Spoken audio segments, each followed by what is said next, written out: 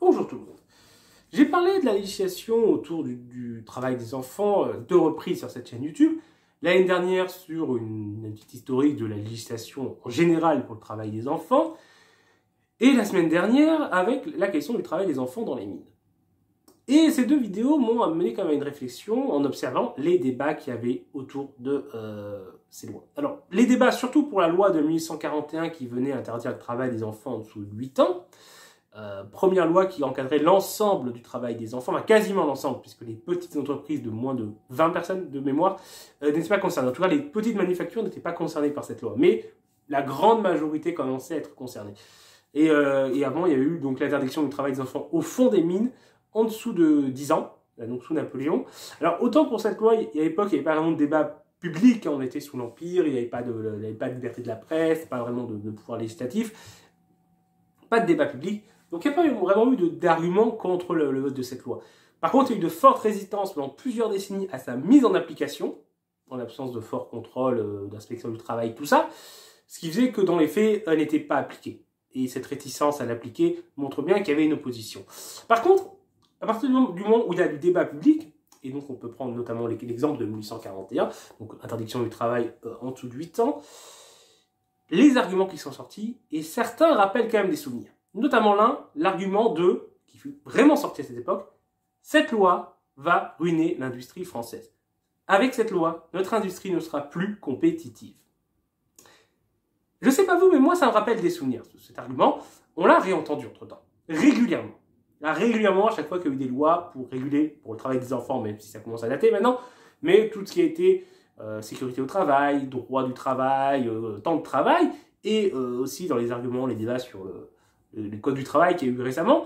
Et je ne serais pas étonné quand j'entende à nouveau lors de la campagne présidentielle qui arrive, et qui est aussi une des raisons de faire cette vidéo pour un peu replacer dans une lignage historique des arguments qu'on va peut-être entendre, l'argument de la compétitivité. Les lois qui encadreraient trop le code du travail, les conditions de travail, nuiraient à la compétitivité française. C'est un argument qu'on nous sort aujourd'hui.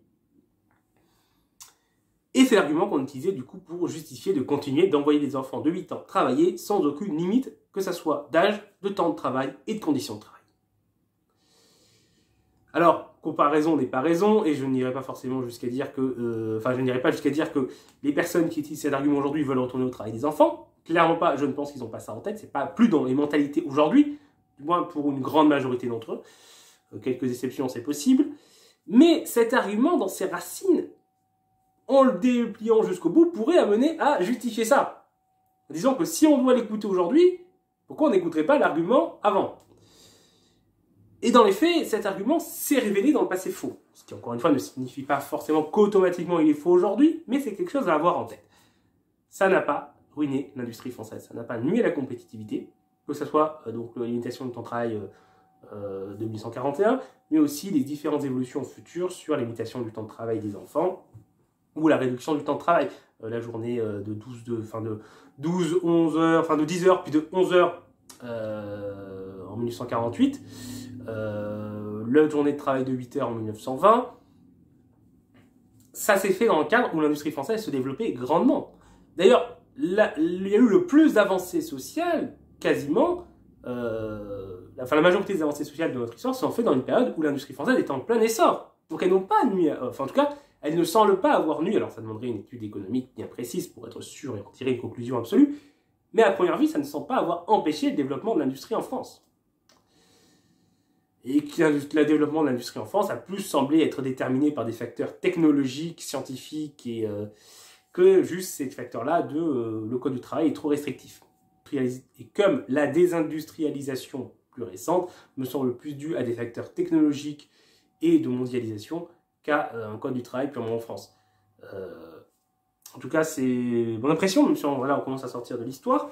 Mais en tout cas, cet argument est à prendre avec des pincettes et à prendre dans son lignage historique. Et c'est sûrement pas le seul argument politique, chaque courant politique a ces arguments fétiches qui peuvent ressortir régulièrement, avec évidemment une adaptation à la période, mais ça peut être intéressant de voir un argument qu'on entend régulièrement, est-ce qu'il est là, il existe depuis longtemps, dans des contextes différents, mais est-ce qu'il s'inscrit dans un lignage? C'est toujours une question intéressante, je pense, à se poser et qui pourrait éventuellement se reposer pour d'autres arguments durant la campagne présidentielle qui arrive. En tout cas, voilà, c'est terminé pour cette vidéo. C'était juste une remarque que j'avais en tête et dont j'ai voulu vous faire part.